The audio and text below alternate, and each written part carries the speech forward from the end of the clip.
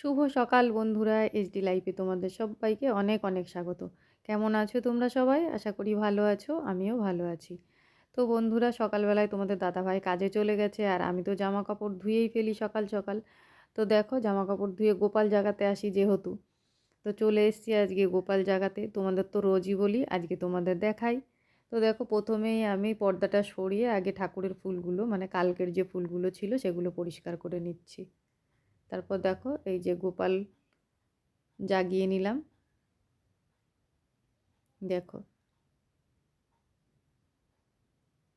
তো এবার পঞ্চুটা পরিয়ে দিচ্ছি, কেননা সকাল সকাল তো ঠান্ডা লাগে জানোই তোমরা। এবার আমি মুখটা ধুইয়ে নেব। টুপিটা আগে পরালে টুপিটা ভিজে যাবে, তো সেই জন্য মুখটা আগে ধুইয়ে নিই, তারপর টুপিটা পরিয়ে দেবো।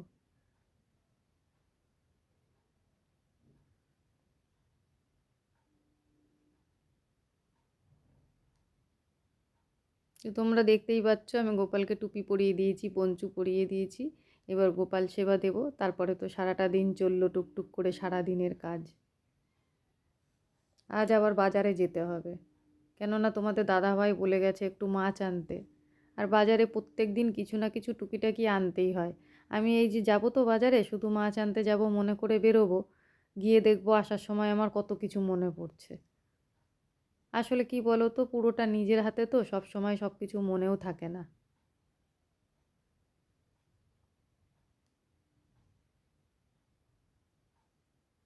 এই এখন বাজারে যাব, বাজার থেকে আসবো, এসে তারপরে আবার নিজেই সব কাটা ধোয়া সব কিছু করে একা হাতেই রান্না বান্না সব করতে হবে। ওই জন্যেই সকাল থেকে প্রচণ্ড তাড়াহুড়ো চলে আমার, অন্তত দুপুর 12টা অবধি তো চলেই।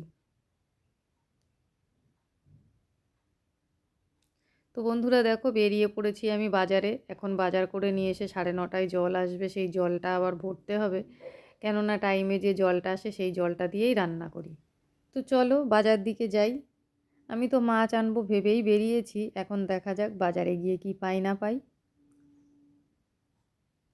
তো বন্ধুরা, ভেবেছিলাম একটু ছোট মাছ নেব, আর আমি ভেবেছিলাম আজকে বাটা মাছ নেব, কেননা সবাই তো আর ছোট মাছ খায় না। তো বাটা মাছ আজকে বাজারে পেলাম না, তাই মাংসের দোকানে এসেছি। তো বন্ধুরা দেখো, আমি চলে এসেছি বাজার থেকে, আর কি কি এনেছি সেগুলো তোমাদের দেখাই চলো। প্রথমে এই যে দেখো, ম্যাগি বার করলাম ছেলের জন্যে। ছেলে তো সকালবেলায় টিফিন সব রকম খায় না, রুটি তো খাই না, তো সেই জন্য ওর জন্য ম্যাগি এনেছি, ডিম এনেছি, কেননা ম্যাগিটা ডিম দিয়ে বানাতে হবে। আর এই যে গরম মশলার পাতা, কালো জিরে আর একটু জোয়ানও এনেছি। জোয়ানটা না অম্বল গ্যাসের জন্যে খুব ভালো জানো তো। তো সেই জন্যে এনে রাখলাম, সময় অসময় লাগে। আর এই দিকে দেখো, আলু নিয়েছি, আমলকি নিয়েছি, পেঁয়াজ নিয়েছি, আর এই যে এই প্যাকেটটার মধ্যে একটু বেতো শাক আছে। আর আমি দুটো ব্যাগ নিয়ে গেছিলাম, আমার মাছের ব্যাগ আলাদা আর সবজির ব্যাগ আলাদা। তো এই ব্যাগের মধ্যে রয়েছে দেখো, প্রথমেই যেটা বার করলাম সেটা মাংস, আর এইটা মাছ। কেননা ভাই মাংস খায় না, ভাইয়ের জন্য একটু করে মাছ আনতেই হয়। আর এদিকে দেখো মাংস, প্রথমে মাংসটা নিয়েছি, তারপরে ভাইয়ের জন্য মাছ নিলাম। আমি তো আসলে মাছ আনতেই গেছিলাম বাজারে, ছোট মাছ নেব ভেবেছিলাম, তো ছোট মাছটা আজকে পাইনি। তো বন্ধুরা, বাজার থেকে এসেই আমি আগে ঠাকুরের বাসনগুলো ধুয়ে নিয়েছিলাম, নিয়ে তারপরে মাছে হাত দিয়েছিলাম। মাছগুলো সব ধুয়ে ফ্রিজে রেখে দিয়ে তারপরে আবার দেখো কতগুলো জামা কাপড় ধুয়েছি, এই গামলার মধ্যে সব রয়েছে। এখন এগুলো নিয়ে ছাদে যাব।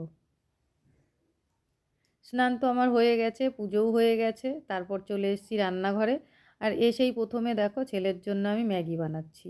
ওর ম্যাগিটা করে দিয়ে নিই, তারপরে রান্না বসাবো। তো বন্ধুরা, আমার ছেলে তো ম্যাগি সেদ্ধ করে দিলে খায় না, ওর এইভাবে রান্না করে দিতে হয়। আবার দেখো, এইভাবে ম্যাগিটা বানাতে গেলে একটু পেঁয়াজ টেয়াজ দিলে ভালো লাগে, কিন্তু ও আবার পেঁয়াজটাও খায় না ম্যাগির সঙ্গে। তো এইভাবেই ওর জন্য করে দিই।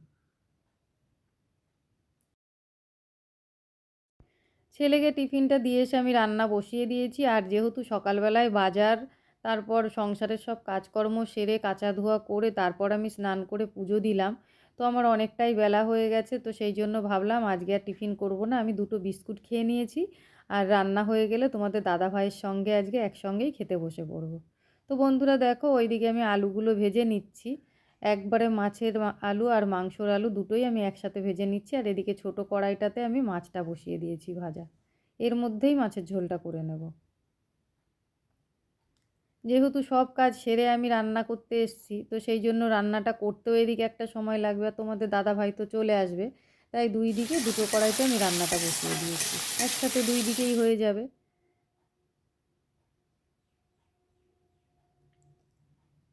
মাছের ঝোলের মশলাটা কষানো হয়ে গেল। আসলে দু রকম রান্নার মধ্যে আমি একই মশলা দিচ্ছি, তো সেই জন্য একসঙ্গেই মশলাটা আমি করে নিয়েছি। ওই মাংসর মশলা যেটা করেছি আদা রসুন দিয়ে, লঙ্কা দিয়ে, তো সেই মশলাই মাছের ঝোলটাতেও একটু দিয়ে দিলাম, কেননা মাছটা আজকে একটু কালিয়া টাইপের হচ্ছে, তো সেই জন্য এক মশলাতেই হয়ে যাচ্ছে। মাছের ঝোলটা আমার হয়ে গেছে, এই দেখো নামিয়ে নিয়েছি, আর ওদিকে মাংস রান্না হচ্ছে।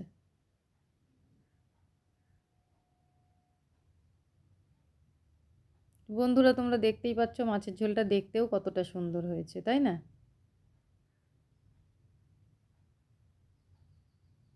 এদিকে দেখো মাংসটাও প্রায় কষা হয়ে এসছে, আর মাংসতে দেওয়ার জন্য আমি একটু গরম জলও বসিয়ে দিয়েছি, কেননা আমি মাংস রান্না করলে সব সময় গরম জলটাই দিই।